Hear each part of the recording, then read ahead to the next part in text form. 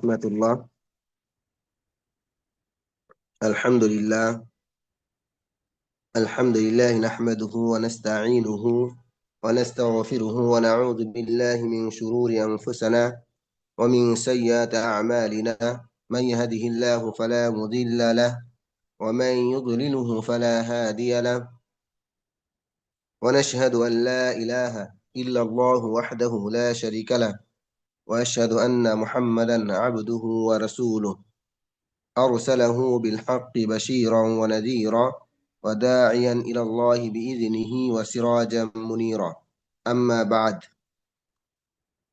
فإن خير الحديث كتاب الله، وخير الهدي هدي محمد صلى الله عليه وسلم، وشر الأمور محدثاتها، وكل محدثة بدعة، وكل بدعة ضلالة، وكل ضلالة في النار.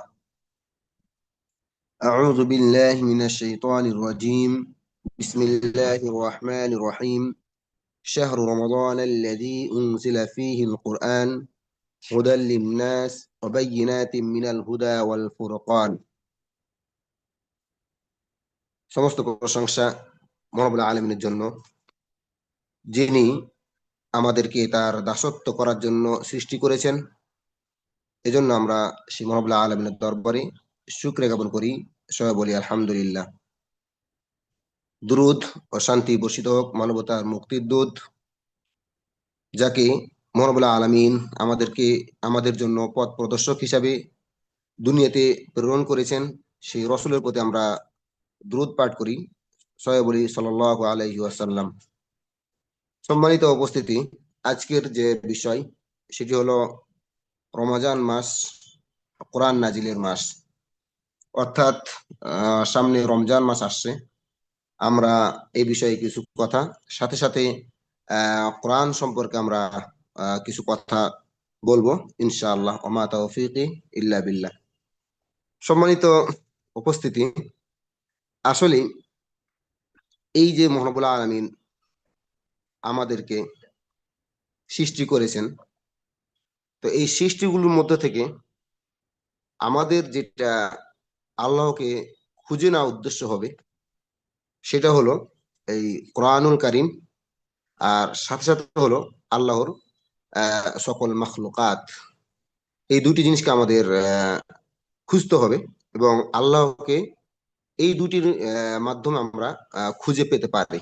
আল্লাহর পরিচয় সম্পর্কে আমরা এই দুটি জিনিসের মাধ্যমে জানতে পারি।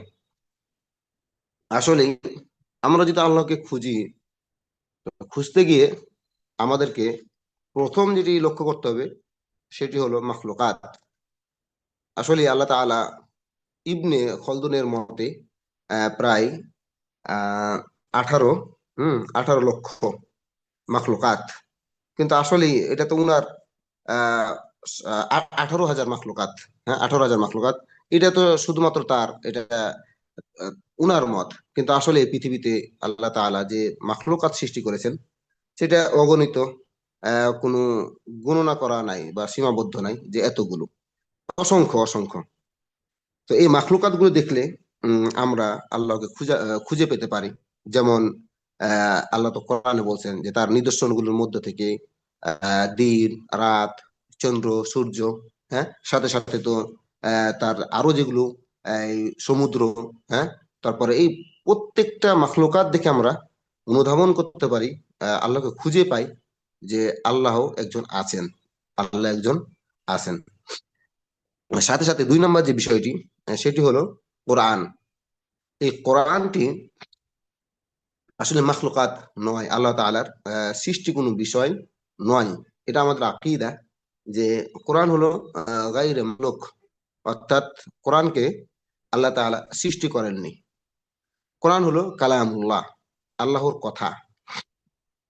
আল্লাহর যেমন কোনো ধ্বংস নেই, আল্লাহ যেহেতু একবার যুগের পর যুগ, যুগের পর যুগ যেমন অবশিষ্ট থাকবে, তেমনি ভাবে এই কোরআন অবশিষ্ট থাকবে।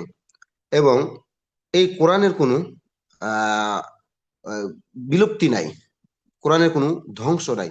যেমন সকল মাখলুকাত এক সময় ধ্বংস হবে, তেমনি ভাবে এই কোরআন কোনোদিন ধ্বংস হবে না, যেহেতু কোরআন হলো কালামুল্লাহ, আল্লাহর কথা। আল্লাহর কালাম। তো এই জন্য এটা একমাত্র এই দুনিয়াতে মুতাজিলা যারা, মুতাজিলা সম্প্রদায়, তারা বিশ্বাস করে যে কোরআন হলো মাখলুক, আল্লাহ তাআলার সৃষ্টি। কিন্তু আহলে সুন্নাহ ওয়াল জামাতের আকীদা হলো, বিশ্বাস হলো যে কোরআন হলো গায়রে মাখলুকাত, অর্থাৎ আল্লাহ তাআলার সৃষ্টি কোনো বিষয় নয়। এই জন্য আব্বাসী খেলাফত কালে তারা আহলে সুন্নাহ ওয়াল জামাতের যে আলেমগণ, ইমামগণ বা প্রতিনিধি যারা শরীয়তের, তাদেরকে বিভিন্নভাবে তারা বিভিন্ন পন্থায় শাস্তি দিয়েছেন। সবচাইতে বেশি যেই ইমাম বা আলেম মুহাক্কিক শাস্তিপ্রাপ্ত হয়েছিলেন তাদের মধ্যে হলেন আহমদ বিন হাম্বল রহমতুল্লাহ আলাই। উনাকে উনারা পর্যাপ্ত এবং অত্যন্ত কঠিন শাস্তি দিয়েছিলেন।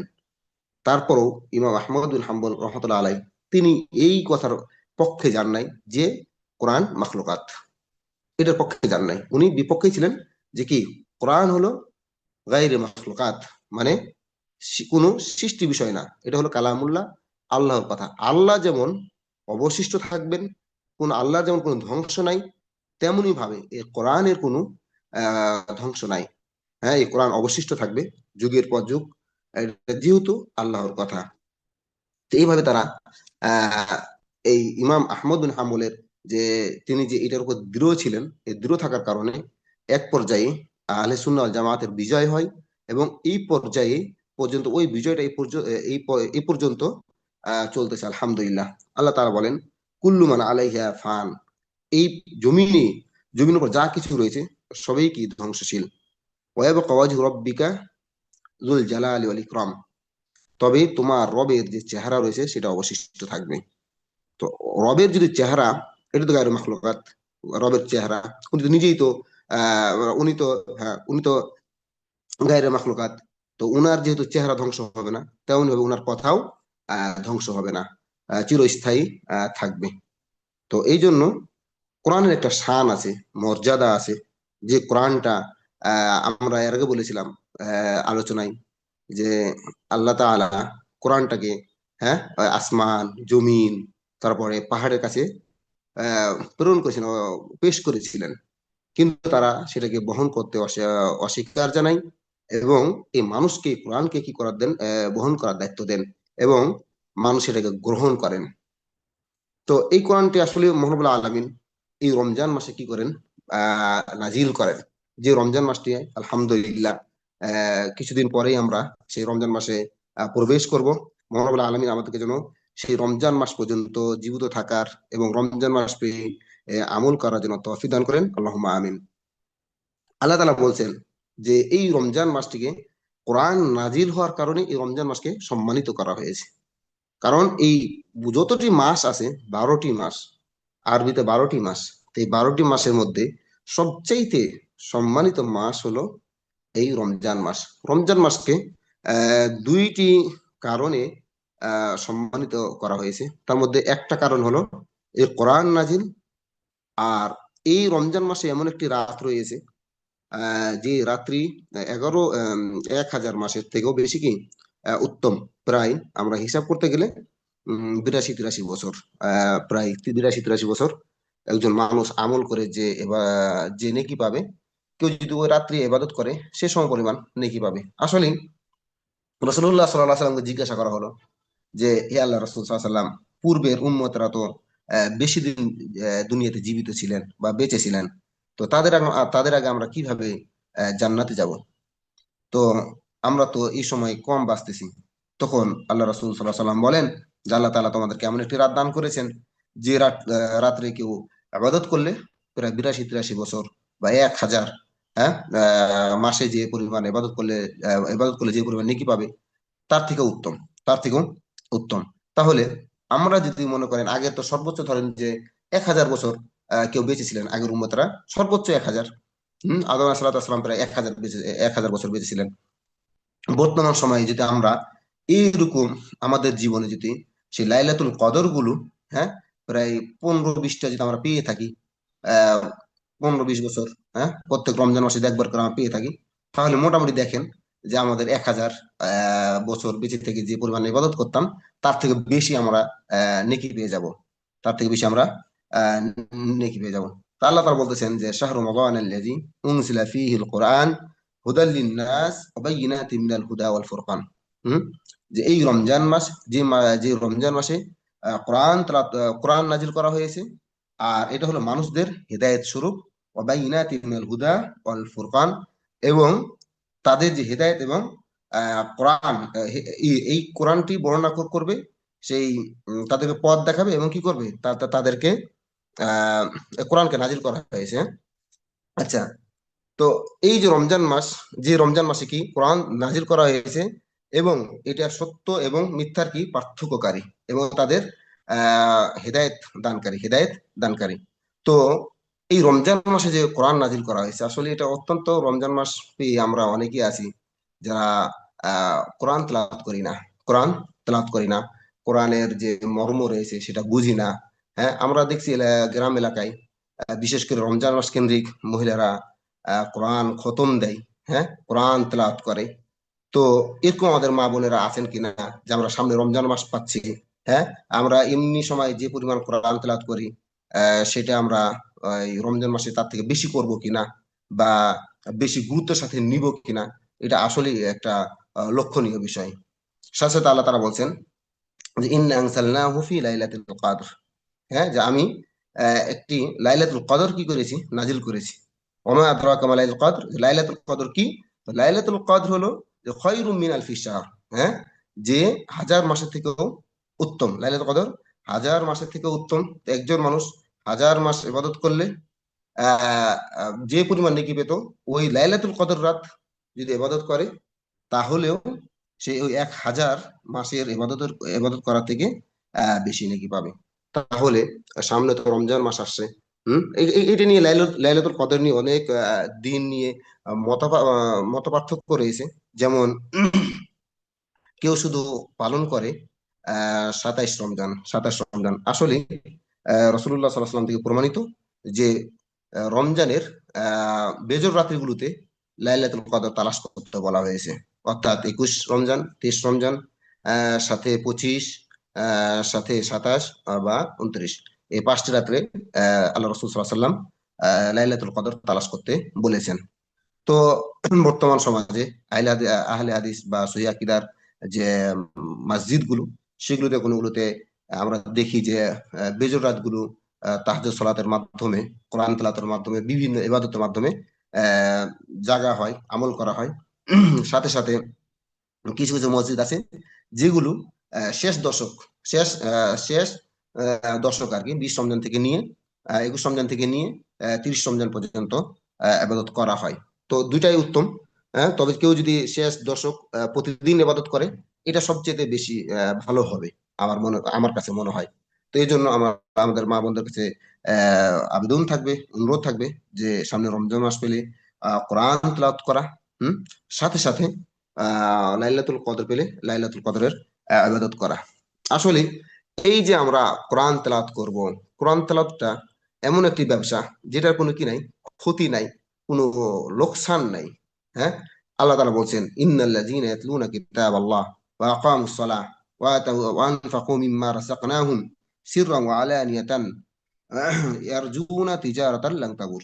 যে ইন্নাল্লাযীনা ইয়াতলুনা কিতাবাল্লাহ, যারা আল্লাহ তাআলার কিতাবকে তেলাওয়াত করে, ওয়া আকামুস সালাহ, এবং সালাত প্রতিষ্ঠা করে, ওয়া আনফাকু মিম্মা রাযাকনাহুম সিররান ওয়া আলানিয়া, যে তারা যা উপার্জন করে সেখান থেকে তারা গোপনে অথবা প্রকাশ্যে দান করে, এবং এই কোরআন যারা তারা ধরে নিতে পারে, এটাকে ব্যবসা হিসেবে তারা আশা করতে পারে, লাং তাবুর, যেই ব্যবসার কোনো কি নাই, ক্ষতি নাই, কোনো ধ্বংস নাই, কোনো ধ্বংস হবে না।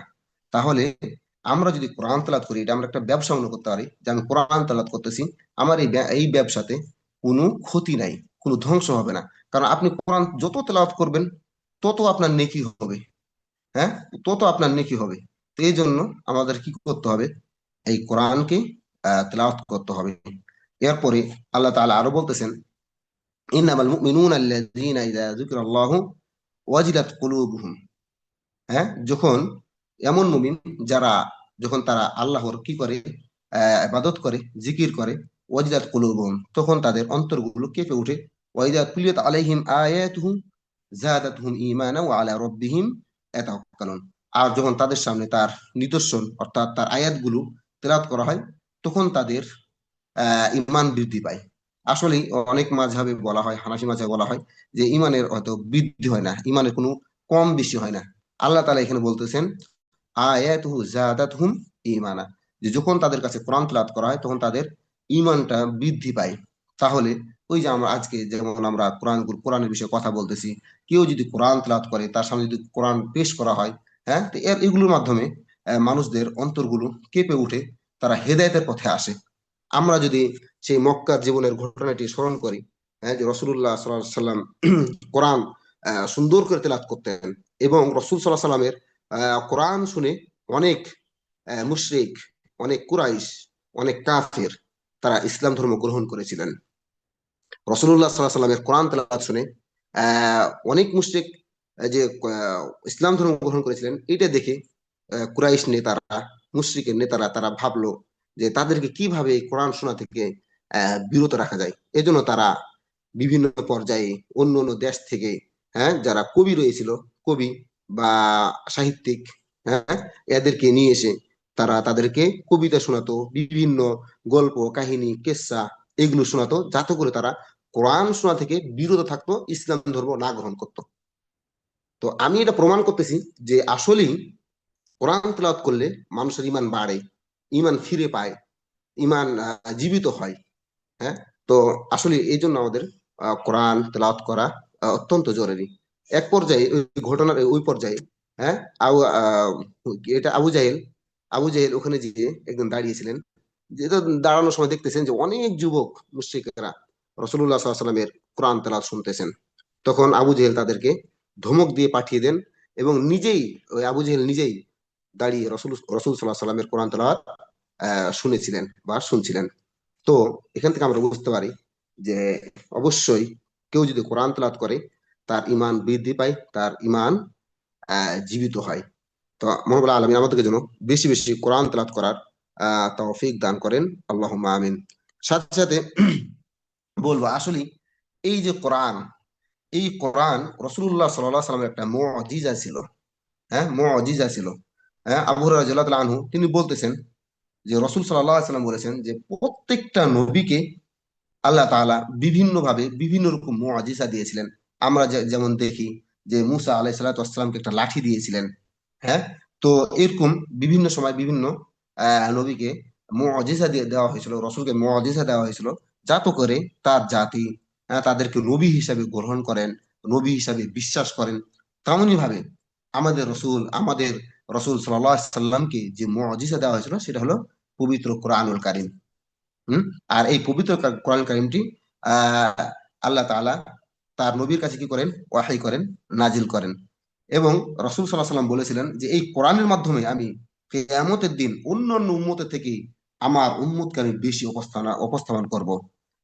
এইটা হলো যে কোরআন হলো একমাত্র যে মুআজিজা, যেটার দায়িত্ব কি আল্লাহ তাআলা নিয়েছেন, এবং এটা কিয়ামত পর্যন্ত পরিবর্তন হবে না। আল্লাহ তাআলা বলছেন ইন্না নাহনু নাযালনা যিকরা ওয়া ইন্না লাহু লাহাফিজুন, যে আমি এই কোরআনকে নাজিল করেছি, এবং এই কোরআনের মাধ্যমে এবং আমি এই কোরআনকে আমি কি করব, সংরক্ষণ করব। আল্লাহ তাআলা এই কোরআনকে কিভাবে সংরক্ষণ করবেন, তার মাধ্যমগুলো হলো যে তিনি হাফেজা যারা, তাদের মাধ্যমেই কোরআনকে আল্লাহ তাআলা সংরক্ষণ করবেন। আমরা আজকে আমাদের ছেলে মেয়েদের লেখাপড়া করাই বিভিন্ন দামি দামি ভার্সিটিতে, স্কুলে, কলেজে, কিন্তু আমরা একবারও চিন্তা করি না যে যদি আমার ছেলেরা যদি কোরআনের হাফেজ হতো, যদি কোরআনের হাফেজা হতো। আসলে কোরআনের হাফেজের মা হওয়া, কোরআনের হাফেজের বোন হওয়া, কোরআনের হাফেজা নিজেই হওয়া, হ্যাঁ, আহ হাফেজার মা হওয়া, আসলে এগুলো অত্যন্ত সৌভাগ্যের বিষয়। হ্যাঁ, অত্যন্ত সৌভাগ্যের বিষয়। একমাত্র তারাই ওই বিষয়টা অনুধাবন করতে পারবে যারা কোরআনের হাফেজদের মা, যারা কোরআনের হাফেজার মা, তারাই অনুধাবন করতে হবে যে আমি কি একটা অর্জন করলাম, আমার ছেলেকে আমি হাফিজ বানিয়েছি, আলহামদুলিল্লাহ। আপনি আপনার ছেলেকে ডাক্তার বানান, ইঞ্জিনিয়ার বানান, আরো কিছু বানান, সেগুলোতে যে পরিমাণ আপনি তৃপ্তি পাবেন, তার থেকে আমার বিশ্বাস আপনি যদি আপনার ছেলে মেয়েদেরকে হাফেজা বানান, অবশ্যই আহ আপনি কি হবেন, তার থেকে বেশি আরো আনন্দিত হবেন, বা আপনার অন্তর আরো বেশি প্রফুল্ল আসবে। এই জন্য আমার আহ্বান থাকবে, অনুরোধ থাকবে, আপনারা আপনাদের ছেলে মেয়েদেরকে সর্বপ্রথম যে শিক্ষাটা দিবেন সেটা হলো কোরআনের শিক্ষা। কোরআন তাদেরকে মুখস্থ করাবেন, তাদেরকে কোরআন শিখাবেন, কোরআনের প্রতি উদ্বুদ্ধ করবেন। আল্লাহ তাআলা বলছেন, খায়রুকুম মান তাআল্লামাল কুরআনা ওয়া আল্লামা। হুম, যে ওই ব্যক্তি সবচেয়ে উত্তম যে নিজে কোরআন শিক্ষা করে এবং অপরকে শিক্ষা দেয়, অপরকে শিক্ষা দেয়। এখানে কিন্তু ওই যে ডাক্তার, ইঞ্জিনিয়ার, হ্যাঁ, বা আর অন্যান্য শিক্ষার কথা এখানে আল্লাহ রাসূল সাল্লাল্লাহু আলাইহি সাল্লাম বলেননি। বলছেন খায়রুকুম মান তাআল্লামাল কুরআনা ওয়া আল্লামা, যে নিজে কোরআন শিক্ষা করে এবং অপরকে শিক্ষা দেয়, সে সবচেয়ে উত্তম। তাহলে আমরা যদি সেই কাজটা করি, যে নিজেরাও যারা যারা ব্রেনিয়ান, মেধাবী, বর্তমান যাদের সে সামর্থ্য রয়েছে, তারাও যদি কোরআন মুখস্থ করা শুরু করে দেয়, সেটাই উত্তম হবে, সেটাই উত্তম হবে। এরপরে কোরআনের যে মর্যাদা, কোরআনের যে বৈশিষ্ট্য, হ্যাঁ, এটা আমরা সেই উহুদ যুদ্ধের ঘটনা থেকে আমরা বুঝতে পারি। হ্যাঁ, আপনারা অনেকেই আলহামদুলিল্লাহ হয়তো উমরা করতে গিয়েছিলেন, মদিনায় গিয়েছিলেন, উহুদ প্রান্তরে গিয়েছিলেন, ওখানে দেখেছেন শহীদদের সেই কবরগুলো আপনারা দেখেছেন হয়তো। হ্যাঁ, আল্লাহ রাসূল সাল্লাল্লাহু আলাইহি সাল্লাম উহুদ যুদ্ধে যখন প্রায় সম্ভবত 27 জন সাহাবী শহীদ হয়েছিলেন, তো সেই সময় এক কাপড়ে দুইজনকে দাফন করা হচ্ছিল, এক কাপড়ে দুইজনকে দাফন দাফন করা হচ্ছিল। সেই সময় রাসূলুল্লাহ সাল্লাল্লাহু আলাইহি সাল্লাম জিজ্ঞাসা করতেন যে এই দুইজনের মাঝে কে বেশি কোরআন মুখস্থ করেছে, কে বেশি কোরআন মুখস্থ করেছে, কার বেশি কোরআন মুখস্থ আছে। তখন যার দিকে ইশারা করা হতো, ওই ব্যক্তিকে কবরে প্রথম নামাতেন, ওই ব্যক্তির দিকটা কবরে আগে রাখতেন। হ্যাঁ, কেন? এটা হলো কোরআনের মর্যাদা, যে তার কোরআন বেশি মুখস্থ। হ্যাঁ, তা আমাদের মাঝে আমরা কে কতটুকু আয়াত মুখস্থ করেছি, কে কয়টা সূরা মুখস্থ করেছি, কার কতটুকু মুখস্থ আছে। তো আসলে কোরআনের যে মর্যাদা, হ্যাঁ, সে আমরা উহুদ যুদ্ধের যে ঘটনা, হ্যাঁ, যে রাসূলুল্লাহ সাল্লাল্লাহু আলাইহি ওয়াসাল্লামের যে কাজ, যে উনি যা ইশারা করতেন, যে কে বেশি, জিজ্ঞাসা করতেন যে কে বেশি কোরআন মুখস্থ, বা কার বেশি সূরা মুখস্থ ছিল, যার দিকে ইশারা করা হতো, তাকেই তার দিকটা কবরে নামানোর সময় আগে রাখা হতো, আগে রাখা হতো। তো যারা আরেকটা আল্লাহ রাসূল সাল্লাল্লাহু আলাইহি ওয়াসাল্লাম বলতেছেন যে যারা কোরআন যাদের কোরআনের হাফেজ, যারা যারা কোরআনের হাফেজা, হ্যাঁ, যারা তাদেরকে বলা হচ্ছে যে তারা হলো আল্লাহ তাআলার পরিবার। হ্যাঁ, আল্লাহ তাআলার বিশেষ ব্যক্তি, আল্লাহ তাআলার বিশেষ ব্যক্তি। হ্যাঁ, প্রত্যেকটা মানুষের অনেকগুলো বিশেষ ব্যক্তি থাকে।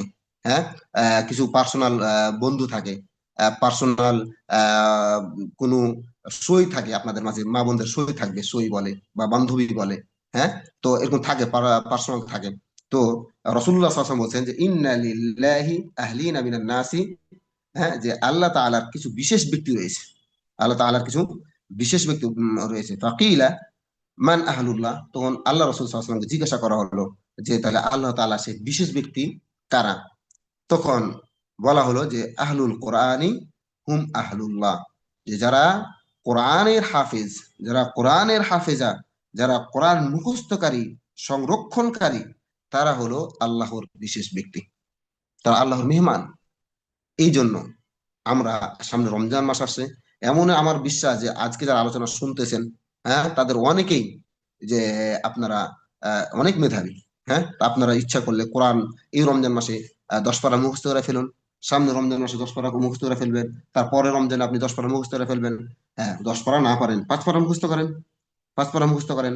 তো আমরা যে যতটুকু আমাদের এবিলিটি আছে, ওরকম মেধা আছে, সময় আছে, সক্ষমতা রয়েছে, সেখান থেকে আমরা কি করব, আমরা কোরআনগুলো মুখস্থ করার চেষ্টা করব। হ্যাঁ, আমাদের অনেক মা বোন আছে যারা কোরআন খতম দিতে গিয়ে অনেক ভুল ভ্রান্তি ভাই পড়ে, বা এলোমেলো করে পড়ে।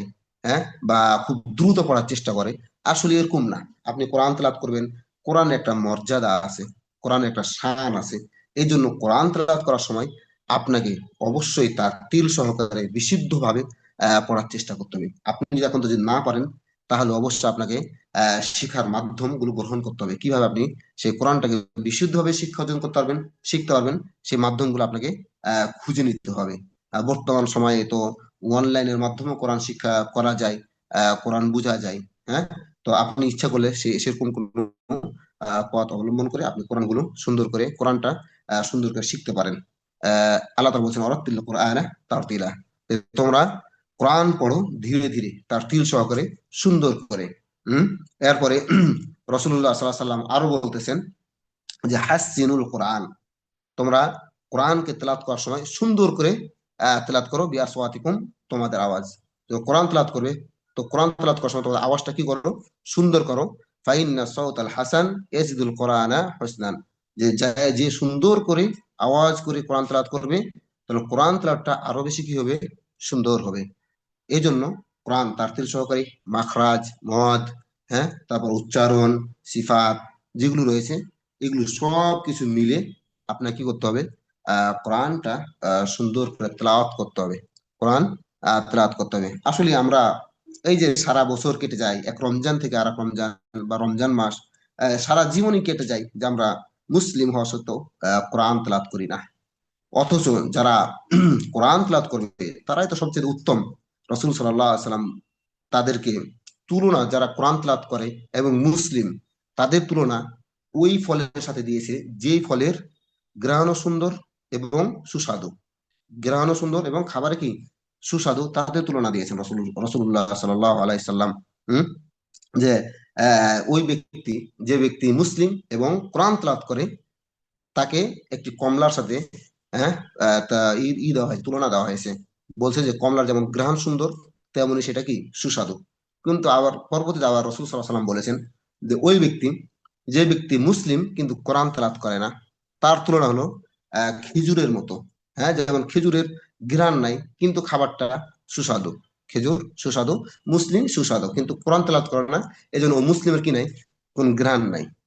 হ্যাঁ, আবার মুনাফিকের কথা এখানে বলা হয়েছে যে যে ওই মুনাফিক যে আবার কোরআন তেলাওয়াত করে, তাকে একটি ফুলের সাথে তুলনা দেওয়া হয়েছে যে ফুলের ঘ্রাণ আছে কিন্তু হলো তিক্ত, কোনো সুস্বাদু নয়। হ্যাঁ, আবার ওই মুনাফিকের কথা বলা হয়েছে যে মুনাফিক এবং কোরআন তেলাওয়াত করে না, সে আরেকটি ফলের কথা তুলনা দেওয়া হয়েছে যেই ফলের ঘ্রাণ নাই এবং তিক্ত, সুস্বাদু নয়। তাহলে এখানে বলা হচ্ছে যে ওই মুসলিম, যে মুসলিম কোরআন তেলাওয়াত করে, যে মুসলিম কোরআন তেলাওয়াত করে সেই সবচাইতে উত্তম। হ্যাঁ, সেই সবচাইতে উত্তম। এই জন্য আমরা আমাদের কোরআনকে যেন বাক্সর ভিতরে না ঢুকিয়ে রাখি, উপরে উঠিয়ে না রাখি, যেন দিনের যে কোনো একটা সময় অল্প হলেও যেন আমরা কোরআন তেলাওয়াত করি, কোরআন তেলাওয়াত করি। এরপরে এই কোরআনের জন্য আহ আল্লাহ তাআলা একজন মানুষকে সম্মানিত করতে পারে এবং অসম্মানিত করতে পারে। আমরা শুনেছি আমাদের ওস্তাদ শাইখ আব্দুল নূর মাদানী আল হাফিজাহুল্লাহ, মাদ্রাসা দারুস সুন্নাহ মিরপুর, ঢাকার, উনি সুপার প্রধান আর কি, অধ্যক্ষ। তো উনি বলেছিলেন ক্লাসে যে আসলে এই কোরআনের জন্য আমি সম্মানিত হয়েছি, আবার এই কোরআন না জানার জন্য আমি অসম্মানিত হয়েছি।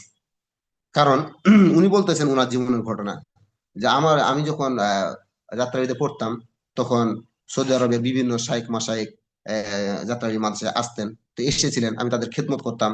একদিন আমি মাগরিবের সালাত পড়াইলাম, তো মাগরিবের সালাত আমি সালাত পড়ার পরে আমাকে ডাক দেওয়া হয়েছে, জিজ্ঞাসা করলেন যে তুমি কোন ক্লাসে পড়ো বা কি, তথ্য নিলেন, আমার নামটা লিখে নিলেন। এরপরে আলহামদুলিল্লাহ আমার মদিনা বিশ্ববিদ্যালয়ে কবুল হয়, উনি বললেন। তো উনি মাগরিবের সালাত পড়িয়েছিলেন, উনার গলার কণ্ঠ অত্যন্ত চমৎকার এবং পড়াও বিশুদ্ধ, পড়াও বিশুদ্ধ। এই কোরআন তেলাওয়াত শুনেই আল্লাহর কি হুকুম, তারা তার নামটা নিয়ে যায়, সুপারিশ করে, আলহামদুলিল্লাহ উনার কবুল হয়ে যায়, মদিনা কবুল হয়ে যায়। আর সাথে মদিনাতে একদিন উনি আহ মদিনা ভার্সিটির ভিতরে একটি মসজিদে নামাজ পড়িয়েছিলেন, এরকম মাগরিব বা ইশারের মানে নাম নাম বলেছিলেন। তো তখন একজন আমেরিকান এক ব্যক্তি ওনাকে জিজ্ঞাসা করেছিলেন এই মসজিদে, ওই মসজিদের ভিতরে, মদিনা ভার্সিটি মসজিদের ভিতরে, তো ওখানে বলেছিলেন যে তুমি, তোমার তো তেলাওয়াত মাশাআল্লাহ চমৎকার, তো তুমি হাফেজ কিনা? তো শেখ আব্দুল নূর আল মাদানী হাফিজাহুল্লাহ উনি বলছেন আমি হাফেজ না, হাফেজ না। তো হাফিজ না হওয়ার কারণে ওই ব্যক্তিকে আমেরিকার কোন এক মসজিদে হোক অথবা কোনো একটা খেদমতে উনাকে নিয়ে যেতেন। আব্দুল নূর মাদানী আল হাফিজুল্লাহকে নিয়ে যেতেন। তো হাফিজ না হওয়ার কারণে উনি আর যেতে পারেন নাই বা উনাকে নেন নাই। যদি হাফিজ হতো তাহলে অবশ্যই গ্রহণ করতো। তো উনি বলতেন যে আসলে এই কোরআনের জন্য আমি একদিন সফলতা পেয়েছি, আর কোরআন আমার ভিতরে না থাকার কারণে, আমি হাফিজ না হওয়ার কারণে আমি সেই চান্স গুলো মিস করেছি। হ্যাঁ, সেই কথাটি আল্লাহ রসুল সাল্লাহ সাল্লাম হাদিসে বলেছেন। এই কথাগুলোই এরকম হাদিসে বলেছেন। যে আমরা দেখি যে ওমর রাদিয়াল্লাহু তাআলা আনহু যুগে উনি একজন ব্যক্তিকে গভর্নর করলেন, এক উপত্যকার গভর্নর করলেন। তো উনাকে জিজ্ঞাসা করা হলো যে তোমার তোমার এলাকাতে তুমি যেখানে গভর্নর ছিলে, তো সেখানে তুমি কাকে দিলে? তখন বলা হলো যে ইবনু আবরাকে আমি দিয়েছি, ইবনু আবজাকে দিয়েছি, ইবনু আবজা, তো ইবনু আবজাকে আমি দিয়েছি। তো ইবনু আবজা আবার কে?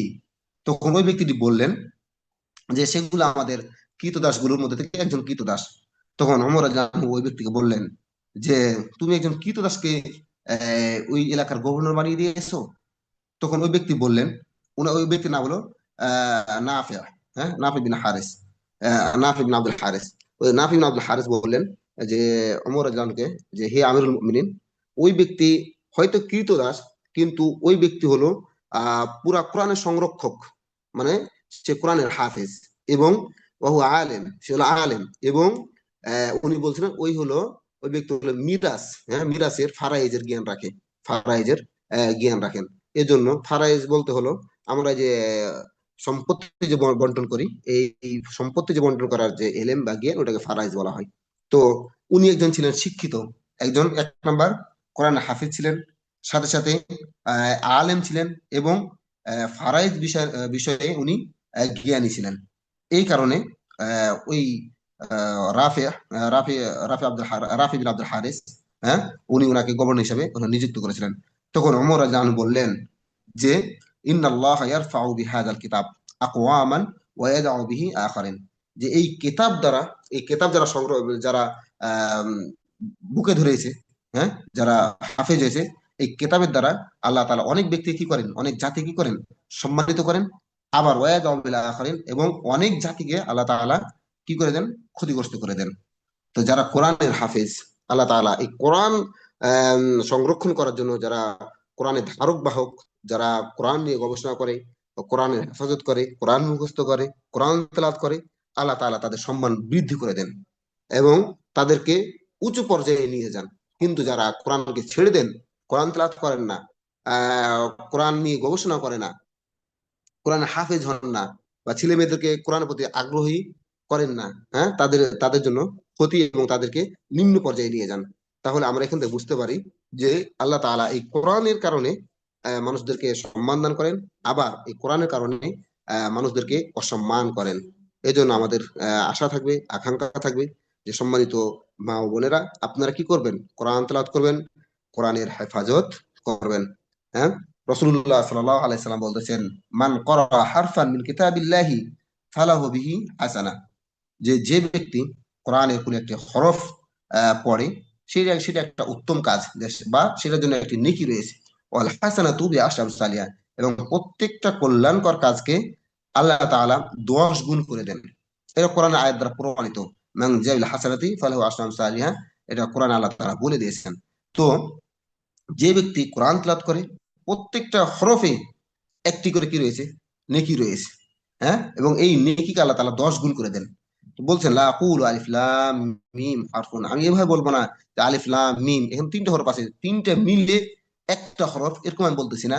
বরং ওয়ালাকিন আলিফুন হারফুন ওয়া লামুন হারফুন ওয়া মিমুন হারফুন, যে বরং আলিফ একটি হরফ, হ্যাঁ, তারপর হলো লাম একটি হরফ, মিম একটি হরফ, প্রত্যেকটা হরফে আল্লাহ তাআলা আপনাকে আহ, এক নেকি করে দিবে, এবং এই একটি নেকিকে আবার কি করবেন, 10 গুণ করে দিবেন। তার মানে কেউ যদি একটি হরফ পড়ে, তাহলে সে 10টি নেকি পাবে, সে 10টি নেকি পাবে। এইভাবে আমরা যদি দেখি যে এক পৃষ্ঠাতে, হ্যাঁ, একটা পৃষ্ঠাতে দেখেন যে আমার মনে হয় আইডিয়া আল্লাহ আলাম 500-700 তো হরফ হবেই, 500-700 হরফ এরকম হবে। তারপরে যদি 500টা যদি হরফ হয় কমপক্ষে, তো 500টা যদি হয় তাহলে এক পৃষ্ঠাতে আপনি পাঁচ, যদি আপনি 5কে 10 দিয়ে গুণ দেন কতগুলো হবে? হ্যাঁ, আপনি এর থেকে আরো বেশি নাকি পাবেন কোরআন তেলাওয়াত করলে এক পৃষ্ঠাতে। এরকম যদি আপনি 5-7 পৃষ্ঠা 10 পৃষ্ঠা যদি আপনি কোরআন তেলাওয়াত রেগুলার করেন, তাহলে আপনার নেকির অভাব থাকবে না। হ্যাঁ, নেকি অসংখ্য নেকি আপনি পাবেন।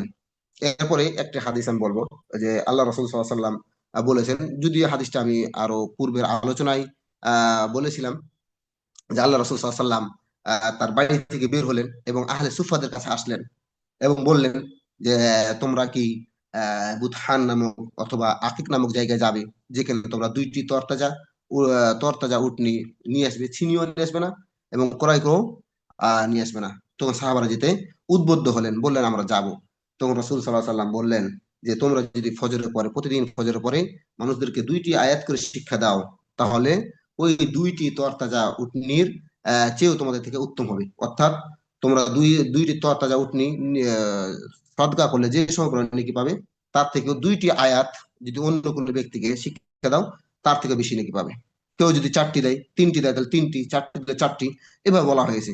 তার মানে আপনি যদি কোরআন নিজে শিখেন এবং অপরকে শিক্ষা দেন, আল্লাহ তাআলা আপনাকে বিভিন্ন ভাবে, হ্যাঁ, এখানে তো উটনির তুলনা দিয়েছেন, তাহলে দুইটি তরতাজা উটনি সদকা করলে, দান করলে যে পরিমাণ নেকি হয়, আপনি সেরকম মানুষদেরকে যদি প্রত্যেকটা আয়াতে একটি করে উটনি, প্রত্যেকটি আয়াত যদি একটা আয়াত শিক্ষা দিবেন একটি, দুইটি শিক্ষা দিবেন দুইটি, তিনটি দিবেন তিনটি, এইভাবে আপনার আমল নামাই, হ্যাঁ, এই উটনি সদকা করার নেকিগুলো জমা হবে। তো মনে হলো আলমী আমাদেরকে যেন অপরকে কোরআন শিক্ষা দেওয়ার তৌফিক দান করেন, এবং সাথে সাথে নিজে শিখবে, অপরকে শিক্ষা দেওয়ার জন্য তৌফিক দান করেন। এবং আল্লাহ রসুল সাল্লাল্লাহু আলাইহি সাল্লাম বলতেছেন যে মাজতামা কওমুন আলা যিকরিন, যে যখন কোন জাতি আল্লাহ তাআলার ইবাদত করার জন্য, আল্লাহ তাআলার কোনো আল্লাহ তাআলার বিষয়ে কোনো আলোচনা করার জন্য, কোনো নফল কাজ করার জন্য, এক কথা যে কোনো ইবাদত করার জন্য একত্রিত হয়, ফাতাফাররাকা আনহু, আর এরপরে যখন তারা সেখান থেকে পৃথক হয়, তখন তাদেরকে শুধুমাত্র বলা হয় যে কিলা লাহুম কুমু মাগফুরান, হ্যাঁ, যে তাদেরকে বলা হয় যে তোমরা দাঁড়াও এবং তোমরা কি ক্ষমা প্রাপ্ত, তোমরা ক্ষমা প্রাপ্ত, লাহুম কদ বুদদিলাত সাইয়্যাতিহিম হাসানাত, এবং তোমাদেরকে ক্ষমা করা হয়েছে, এবং তোমাদের যে ভুলগুলো ছিল, হ্যাঁ, যেগুলো গুনাহ ছিল, সেগুলো নেকি দেয়া পরিবর্তন করে দেওয়া হয়েছে। সুবহানাল্লাহ। তাহলে আজকে যে আমরা এই যে আলোচনাগুলো শুনতেছি, এটা তো একটা আল্লাহ তাআলার আলোচনা বলা যেতে পারে। হ্যাঁ, কোরআন হাদিসের আলোচনা, কোরআনের আলোচনা। তো আমরা যে এই যে একত্রিত আজকে হয়েছি, আমরা আমাদের বিশ্বাস মহানবুল আলামিন আমাদের গুনাহগুলো মাফ করে দিবেন এবং গুনাহগুলোকে নেকি দ্বারা পরিবর্তন করে দিবেন, নেকি দ্বারা পরিবর্তন করা দিবেন। তাহলে রাসূল কি বললেন, যে কোন জাতি যদি কোন জায়গাতে আল্লাহ তাআলার কোনো আলোচনা নিয়ে, আল্লাহ তাআলার কোনো ইবাদত নিয়ে একত্রিত হয়, এরপর যখন তারা সেখান থেকে পৃথক হয়, হ্যাঁ, তখন শুধুমাত্র তাদেরকে বলা হয় যে কুমু মাগফুরান লাকুম, যে তোমরা দাঁড়াও, তোমরা কি ক্ষমা প্রাপ্ত, হ্যাঁ, তোমাদের ক্ষমা করে দেওয়া হয়েছে। কদ বুদ্দিলাত সাইয়্যাতি হাসানাত, হ্যাঁ, আর তোমাদের ওই গুনাহগুলোকে, হ্যাঁ, খারাপ কাজগুলোকে নেকি দ্বারা বদল করা হয়েছে। তাহলে অবশ্যই আমরা এই বিশ্বাস রাখবো যে মহান আল্লাহ আমাদের গুনাহগুলো কি করবেন, ক্ষমা করে দিবেন এবং সেগুলো নেকি দ্বারা পরিবর্তন করে দিবেন ইনশা আল্লাহ। এরপর আরেকটা হাদিস আমরা বলি, যে উসাইদ বিন হুযাইর রাদিয়াল্লাহু তাআলা আনহু, তিনি একদিন কোরআন তেলাওয়াত করতেছিলেন। তো কোরআন তেলাওয়াত করার সময় সেই সূরা বাকারা তেলাওয়াত করতেছিলেন। তো সেই সময় তার পাশে একটি ঘোড়া বেঁধে রাখা হয়েছিল, বেঁধে রাখা ছিল। তো উনি দেখতেছেন যে ঘোড়াটি লাফাচ্ছে, কেমন যেন তাড়াহুড়া করতেছে, উল্টা উল্টি করতেছে, এই জাতীয় লাফালাফি শুরু করেছে। তো তিনি কোরআন পড়া বন্ধ করলেন। তো এই ঘোড়াটি আবার থেমে গেল। আবার উনি কোরআন পড়া শুরু করলেন। আবার ঘোড়াটি লাফালাফি শুরু করলো। এভাবে বেশ কয়েকবার হয়েছে। তো তার পাশেই এই উসাইদ বিন হুযাইর রাদিয়াল্লাহু তাআলা আনহুর আহ ছেলে ইয়াহইয়া ওখানে ছিল, ছোট বাচ্চা ছিল। তো ওসাইদ বিন হুযাইর মনে করেছিলেন যে বাচ্চা ঘোড়াটি হয়তো আমার ছেলেকে হয়তো পদদলিত করে দিবে বা পায়ের নিচে ফেলে দিবে। এই জন্য উনি কোরআন পড়া বন্ধ করে ওই ছেলেটিকে টেনে নেন এবং আসমানের দিকে দেখেন যে কোন একটা মেঘের আগাছন্ন বা মেঘ জাতীয়, এবং কিন্তু মেঘ তো কালো হয়, কিন্তু এটা ছিল একটা প্রদীপ, আলো, আলো ছিল। তখন রসুল্লাহ সাল্লাল্লাহু আলাইহি ওয়াসাল্লামকে সকালে এই কথা বলা হয়। তো রসুল্লাহ সাল্লাল্লাহু আলাইহি ওয়াসাল্লাম বললেন যে তুমি সেটা কোরআন তেলাওয়াত করতে থাকতে, তখন ওই উসাইদ বিন হুযাইর রাদিয়াল্লাহু তাআলা আনহু বললেন যে আমি আশঙ্কা করেছিলাম যে ঘোড়াটি হয়তো আমার ছেলেকে পদদলিত করে দিবে, পায়ের নিচে ফেলে দিবে, এই জন্য আমি পড়া বন্ধ করে দিয়ে করেছিলাম, আমার ছেলেকে টেনে নিয়েছিলাম। তখন আল্লাহ রাসূল সাল্লাল্লাহু আলাইহি ওয়াসাল্লাম বললেন যে আহ, সেটা তুমি যে এমন ভাবে কোরআন তেলাওয়াত করেছিলে, তোমার কোরআন তেলাওয়াত শুনে ফেরেশতারা সে আসমানে চলে এসেছিল এবং তোমার কাছাকাছি হয়েছিল তোমার কোরআন তেলাওয়াত শোনার জন্য। সুবহানাল্লাহ। তাহলে কোনো মানুষ যদি সুন্দর করে কোরআন তেলাওয়াত করে, তাহলে ফেরেশতারাও এসে সেই কোরআন তেলাওয়াতটা শুনে। এবং রাসূল সাল্লাল্লাহু আলাইহি ওয়াসাল্লাম বলেছিলেন যে তুমি যদি সকাল পর্যন্ত সেই কোরআন তেলাওয়াত এভাবেই করতে থাকতে, তাহলে তারা সেই সকাল পর্যন্ত তোমার কোরআন তেলাওয়াত তারা শুনতো। এবং সকালে সকল মানুষ সেই আলোটা দেখতে পেত, সেই অবস্থাটা। তো তুমি যদি কোরআন তেলাওয়াত চালিয়ে যেত খুব ভালো হতো। তাহলে এখান থেকে আমরা বুঝতে পারি যে যারা কোরআন তেলাওয়াত করে তাদের কোরআন তেলাওয়াতটা অনেক সময় যদি ভালো হয়, অনেক সময় ফেরেশতারা এসে শুনতে পারে। তো কোরআন তেলাওয়াতের এটা একটা ফজিলত। তো এখানে সূরা বাকারার কথা বলা হয়েছে। তা আমার বিশ্বাস যে কোরআন যে কোনো জায়গা থেকে আপনি তেলাওয়াত করেন না কেন, যদি সেরকম ভালো হয় তাহলে অবশ্যই আপনাদের কোরআন তেলাওয়াত ফেরেশতারা এসেও শুনতে পারে। এরপরে রাসূল সাল্লাল্লাহু আলাইহি ওয়াসাল্লাম বলেছেন, মান সালাকা তারিকান ইয়ালতামিসু ফি ইলমান সাহহালাল্লাহু লাহু বিহি তারিকান ইলাল জান্নাহ। যে ব্যক্তি ইলম অন্বেষণের জন্য আল্লাহর পথে আসবে, আল্লাহ তাআলা তার জান্নাতে যাওয়ার পথটিকে সহজ করে দেন। আসলে আমরা যারা মা বোনেরা এই লিঙ্কে জয়েন হয়েছি একমাত্র ইলম অর্জন করার জন্য, যে আমরা আমাদের জীবনগুলো কিভাবে পরিচালনা করতে পারবো, কিভাবে আমরা দুনিয়াতে জীবন যাপন করতে পারবো, আল্লাহ মুখী কিভাবে আমরা হতে পারবো, হ্যাঁ, ইসলামকে ইসলাম হিসাবে গ্রহণ করব, নবীকে নবীর পরিচয় নবী হিসাবে গ্রহণ করব, আল্লাহর কিভাবে আমরা আনুগত্য করবো, এগুলো জানার জন্যই। তো আমার বিশ্বাস আমাদের এই মা বোনদের রাস্তাতে জান্নাতে যাওয়ার রাস্তাটি আল্লাহ তাআলা সহজ করে দিবেন। আল্লাহ তাআলা সহজ করে দিবেন, আল্লাহুম্মা আমিন। আচ্ছা, তো এরপরে আল্লাহ রাসূল সাল্লাল্লাহু আলাইহি ওয়াসাল্লাম বলেছেন যে কোনো ব্যক্তি যদি কোনো বাড়িতে কোনো জাতি যদি কোনো বাড়িতে আল্লাহ তাআলার কোরআন তেলাওয়াত করার জন্য একত্রিত হয় এবং শুধু অধ্যয়ন করে, আমরা যেমন আজকে কোরআন তেলাওয়াত করার জন্য, কোরআন শোনার জন্য, কোরআনের আলোচনা শোনার জন্য একত্রিত হয়েছি, তেমনি হ্যাঁ আল্লাহ তাআলা বলছেন যে তাদের উপর আল্লাহ তাআলার রাসূল রাসূল সাল্লাল্লাহু আলাইহি ওয়াসাল্লাম বলছেন যে আল্লাহ তাআলা তাদের উপর কি করবেন, শান্তি বর্ষণ করবেন এবং তার রহমত গুলো তাদেরকে গ্রাস করে ফেলবেন, ঘেরাও করে ফেলবেন। হ্যাঁ, এবং ফেরেশতারা তাদেরকে মানে ঢেকে ফেলবেন, ঘেরাও করে ফেলবেন। হ্যাঁ, এইভাবে বলা হয়েছে যারা এই কোরআনের আলোচনা শুনবে, কোরআন দাস্তাদরিস করবে, কোরআন অধ্যয়ন করবে, কোরআন তেলাওয়াত করবে, তাদের বিষয়ে কথা বলা হয়েছে। হ্যাঁ, এবং আহ, আল্লাহ তাদের বিষয়ে আরো বলা হচ্ছে যে এটা হলো ওই ব্যক্তির জন্য যারা এই কোরআন তেলাওয়াত যারা করবে, আল্লাহ তাআলা তাদের আমলকে আরো অগ্রগামী করে দিবে, তাদের আমলগুলোকে গ্রহণযোগ্য করে দিবে। আর যারা করবে না তাদেরকে আরো পিছু সরাই দিবে এবং নিচে নামিয়ে দিবে। তাহলে আমরা যদি কোরআন তেলাওয়াত করি, তাহলে অবশ্যই আমরা কি হব, অগ্রগামী হব। আল্লাহ তাআলা আমাদেরকে আরো সামনের দিকে তার বেশি বেশি আমল করার বা আরো অন্য অন্য বারাকা দিয়ে আমাদেরকে পরিপূর্ণ করবেন। কিন্তু যদি আমরা কোরআন তেলাওয়াত ছেড়ে দিই, তাহলে আল্লাহ তাআলা আমাদেরকে আরো কি করবেন, পিছু ফেলে দিবেন, আহ পশ্চাতে নিয়ে যাবেন। এজন্য আমাদের উচিত হবে কোরআন তেলাওয়াত করা। হম আমরা দেখেছি আগে যে সকালবেলা আমাদেরকে মক্তবে পাঠানো হতো। মক্তবে আমরা যেতাম, কোরআন শিখতাম। হম তারপরে আমরা যখন ফজর সময় ঘুম থেকে উঠতাম ছোটকালে, তখন আমরা দেখেছি যে বাড়িতে আব্বা হোক, দাদা হোক, বা আরো অন্যান্য যারা হোক, এরা কোরআন তেলাওয়াত করে।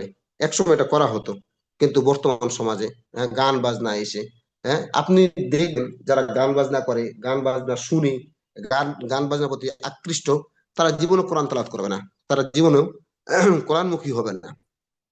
একমাত্র তারাই হবে যারা গান বাজনা শুনে না, যারা গান বাজনা এখন তোয়াক্কা করে না, গান বাজনাকে একবারই মূল্যহীন মনে করে, একমাত্র তারাই কোরআন তেলাওয়াত করতে পারবে।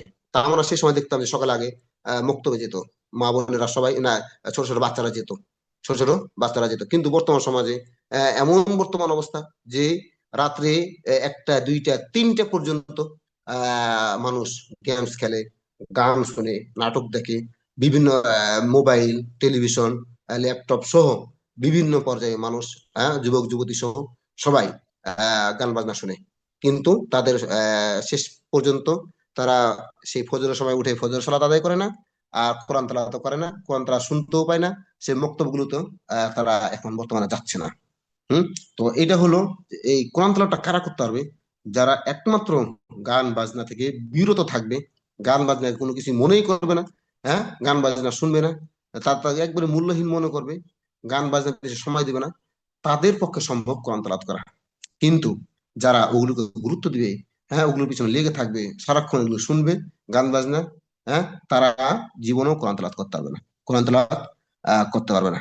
তো যারা কোরআনের ধারক বাহক, যারা কোরআন সংরক্ষণ করেছেন, এদের বিষয়ে বলা হয়েছে যে আল্লাহ তাআলা তাদেরকে শাস্তি দিবেন না, তাদেরকে শাস্তি দিবেন না। আল্লাহ রাসূল সাল্লাল্লাহু আলাইহি ওয়াসাল্লাম বলছেন, ইকরাউল কোরআন, হ্যাঁ, যে তোমরা কোরআন তেলাওয়াত করো, ওয়ালা তাগুররান্নাকুম হাযিহিল মাসাহিফুল মুআল্লাকাতা, যে যে মুসহাফগুলো তোমরা ঝুলিয়ে রেখেছো, হ্যাঁ, কোরআনগুলো ঝুলিয়ে রেখেছো, এইগুলো যেন তোমাদেরকে ধোকায় ফেলতে না পারে।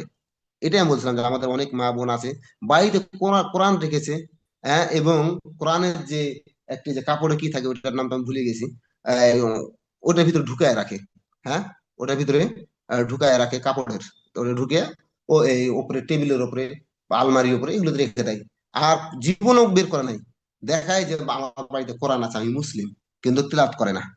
তো এটা আল্লাহ সাল্লাল্লাহু আলাইহি ওয়াসাল্লাম বলছেন, ওয়ালা তাগুররানকুম হাদিল মাসাহিব মুআল্লাকা, যে তোমাদের যে ঝুলন্ত কোরআন গুলো রয়েছে, এই কোরআন যেন তোমাদেরকে ধোকায় না ফেলতে পারে।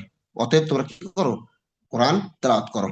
এবং আল্লাহ রাসূল সাল্লাল্লাহু আলাইহি ওয়াসাল্লাম আরো বলতেছেন, ফাইনাল্লাহা লা ইউআযযিবু কলবান ওয়া আল কোরআন, যারা কোরআনকে সংরক্ষণ করেছে তাদের অন্তরকে আল্লাহ তাআলা কখনো শাস্তি দিবেন না, শাস্তি দিবেন না। অতএব একজন হাফেজের মূল্য অপরিসীম। হ্যাঁ, আমরা দেখেছি মদিনা বিশ্ববিদ্যালয়ে যারা হাফেজ, যে যে যে সমস্ত ছাত্ররা কাগজ পাঠায়, বিশেষ করে যারা হাফেজ, এদেরকে ওনারা অগ্রাধিকার বেশি দেয়।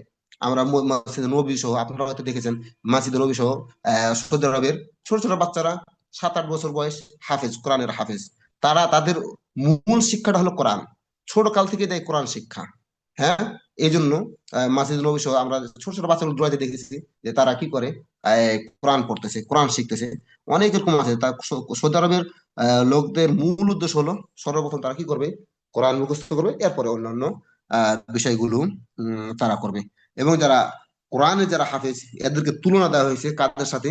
ওই সম্মানিত ফেরেশতা যারা কিরামান কাতিবিন, হম, যারা সম্মানিত লেখক, তাদের সাথে তুলনা দেওয়া হয়েছে। এটা রাসূল সাল্লাল্লাহু আলাইহি ওয়াসাল্লাম বলছেন যে যারা কোরআন তেলাওয়াত করে, হ্যাঁ, এবং যারা কোরআনের কোরআন সংরক্ষক মানে হাফেজ, তাদের মর্যাদা হলো ওই ব্যক্তির সাথে যারা হলো কি সাফরাতিল কিরামিল বারারা, যারা সম্মানিত লেখক, তাদের সাথে তুলনা দেওয়া হয়েছে। হ্যাঁ, তাহলে আমরা কি হাফেজ হতে চাই না? আমরা আমাদের ছেলে মেয়েদের কি হাফেজা বানাতে চাই না?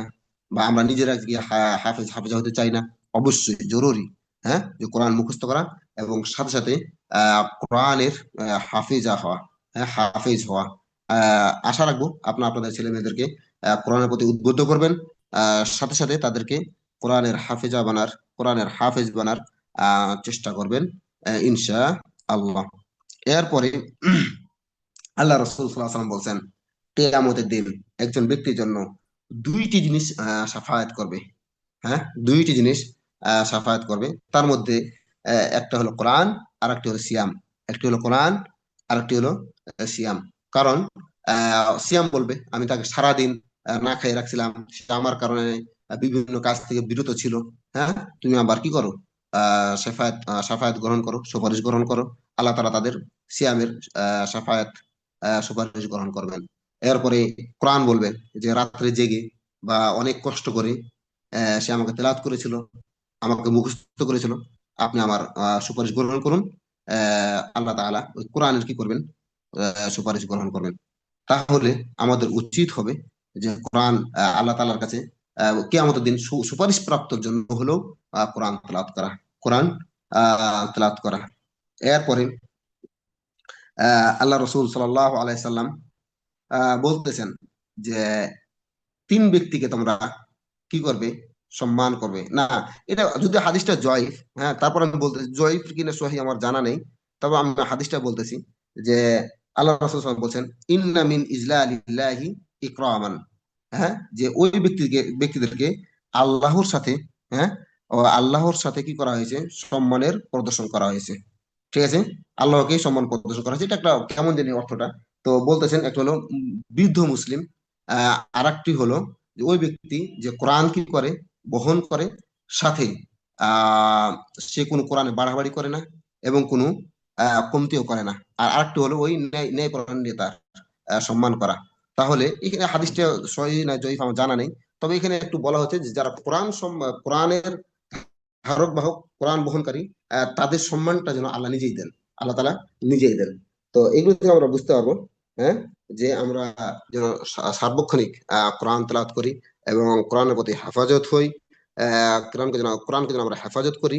আল্লাহ তাআলা যে উদ্দেশ্য, হ্যাঁ, যে আমি হাফেজ এবং হাফেজদের মাধ্যমে কোরআনকে সংরক্ষণ করব, সেটার প্রতি যেন আমরা লক্ষ্য রাখি। আপনারা জানেন যে রসুল রসুল সাল্লাহ সাল্লাম মৃত্যু বরণ করার পরে যখন দায়িত্ব পেলেন আবু বকর রাদিয়াল্লাহু তাআলা আনহু, তখন সম্ভবত এই উম, এমামার যুদ্ধে ৭০ জন হাফেজের যে শহীদ, সেটিকে আবু বকর রাদিয়াল্লাহু আনহুকে চিন্তিত করে ফেলেছিলেন যে আমরা এই হাফেজদের মাধ্যমে কোরআনকে সংরক্ষণ করব, আর হাফেজদের যদি এরকম হারিয়ে যাওয়া, শেষ হয়ে যদি শুরু হয়ে যায়, তাহলে আমরা কোরআনকে কিভাবে সংরক্ষণ করব।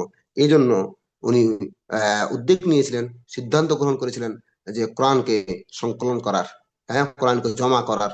উনি সর্বপ্রথম কোরআনকে সংকলন এবং একত্রিত করার কি নিয়েছিলেন, সিদ্ধান্ত নিয়েছিলেন। তো সেইভাবে এই যে কোরআনদের মাধ্যমে যে আল্লাহ হাফিজদের মাধ্যমে যে কোরআনকে যে সংরক্ষণ করবেন আহ কিয়ামত পর্যন্ত, হ্যাঁ, আল্লাহ তাআলা, তার এটা একটা নিদর্শন বা এটা একটি ঘটনা, মুআজিজা আমরা বুঝতে পারি যে আল্লাহ তাআলা এইভাবে কি করবেন, কোরআনকে সংরক্ষণ করবেন। আপনারা জানেন যে পূর্বের যেগুলো রসুলদের পূর্বের যে ধর্মগুলো ছিল, সেই ধর্মের যে কিতাবগুলো ছিল, তাওরাত, জাবর, ইনজিল, সেগুলো কিন্তু তারা পরিবর্তন করে ফেলেছেন। কিন্তু আলহামদুলিল্লাহ, আমাদের এই পবিত্র কোরআন কারীম সেই রসুল্লাহ সাল্লাহ সাল্লামের সময় থেকে এই পর্যন্ত কোনো পরিবর্তন হয়নি এবং কেয়ামত পর্যন্ত সেটার পরিবর্তন এবং পরিবর্তন হবে না। তো এই জন্য আমাদের যেটা দায়িত্ব, প্রতিদিন কোরআন তেলাওয়াত করা, যথাসাধ্য সেগুলো মুখস্থ করা এবং কোরআনকে উপরে না রাখা এবং ছেলে মেয়েদেরকে হাফেজা বানানো। সাথে সাথে নিজেও যদি চেষ্টা করবেন, যদি আপনার নিজে যদি পড়ে যদি হাফেজা হতে পারেন, আলহামদুলিল্লাহ, সব কিছু মিলে আপনারা যেভাবে হোক কোরআনকে আহ, সংরক্ষণ করা, কোরআনকে বহন করা, কোরআনকে আয়ত্ত করার চেষ্টা করবেন। মহান আলামিন আমাদেরকে সে তৌফিক দান করুন। আমিন। আসসালামু আলাইকুম ওয়া রাহমাতুল্লাহ।